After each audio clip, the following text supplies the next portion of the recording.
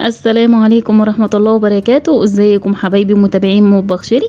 تعالوا النهاردة هنعمل البيتزا من غير دقيق ولا فرد ولا عجن ولا عجينة سايلة ولا اي حاجة خالص. يلا بينا نخش نشوف وصفتنا ونشوف هنعمل ايه. بعتذر اني اخرت فترة عليكم، انا بنتظر دعواتكم، كان عندي ظروف صحية شوية، فدعواتكم بقى ليا بالشفاء العاجل عشان نرجع لكم احسن من الاول.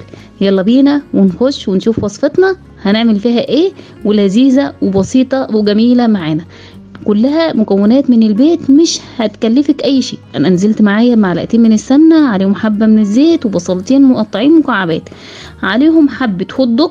طبعا الحشوة بترجع لك تحشيه لاي حاجة انت بتحبيها. تمام. هنزل عليهم بفلفل الوان، برضو دي حرية، ممكن تحطي فلفل اخضر بس ممكن تحطي فلفل حامي اللي يريحك. هنزل عليهم بكمون وفلفل اسمر وشطة وبهارات لحمة. خلاص كده البهارات بتاعتي بسيطة خالص النهاردة. هننزل عليهم بقى بايه؟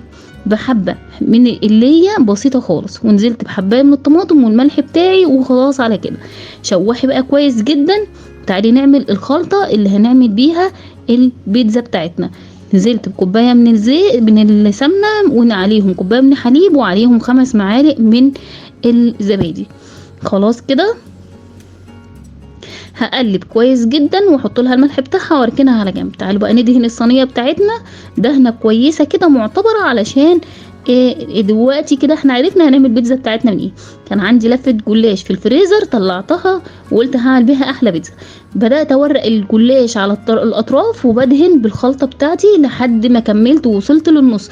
بدات الم الجلاش من الحروف وابدا انزله المه على الخلطه بتاعتي. الجلاشه بتاعتك مقطعه ما تخافيش هتطلع مظبوطه معاكي جدا، ما تقلقيش خالص، يعني زي ما انت شايفه اهي وطلعت زي الفل ما فيهاش اي حاجه خالص. كده انا خلصت الصينيه بتاعتي بتاعه البيتزا، دخلت سويتها على درجه حراره 180 وطلعتها زي ما انت شايفه. هنا شلت حبه من الهوت دوج اللي احنا عملناه، وحبه من الفلفل الالوان والفلفل الاخضر اللي احنا كنا مقطعيهم مع بعض. بدأت ازين بيه الصينية بتاعتي مع حبة جبنة. انا حاطه جبنه مشكله، وحطيتهم ورحت نازله بقيه الخليط بتاعي اللي هو من الخلطه اللي احنا كنا بندهن بيها، ودخلتها الفرن على درجه حراره برضو 180.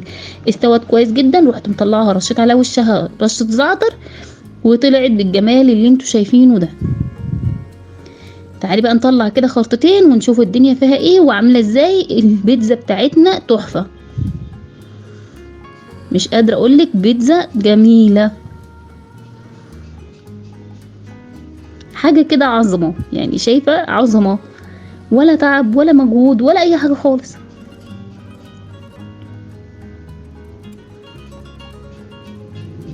يلا بقى انزلي وطبقي وقوليلي في الكومنتات انت عملتي الوصفه بتاعتي وطبقتيها ولا لا. واشكر كل اللي دخل ووصل وكمل معايا الفيديو لحد هنا.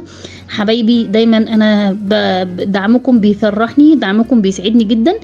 اتمنى منكم كومنتات حلوه زي قلوبكم البيضاء. سيبكم في رعايه الله، مع السلامه.